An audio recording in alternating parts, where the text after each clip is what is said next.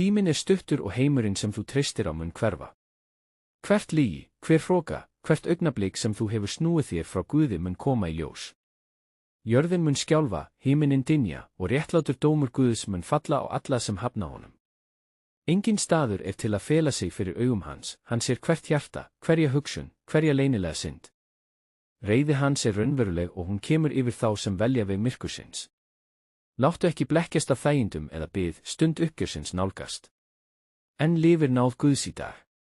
Jesús Kristur bar refsingu syndara svo að þú gætir verið frelsaður. Hann býður fyrirgefningu, endurreisn og líf sem dauðinn getur ekki snert. Hurðin til frelsunar opin en hún mun ekki vera það að eilífu.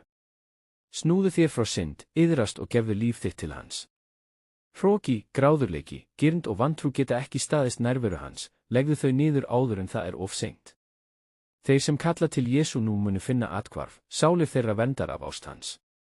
Þeir sem hafna munu mæta lógum fyrir uppreisn og vanþóknun. Heyrðu viðvörunina, lúðrahljóðið, konungurinn kemur og dómur hans bíður ekki. Iðrast í dag, trúa og lifa, eða mæta eldinum sem brennur allt sem ekki hans. Tíminn að renna út.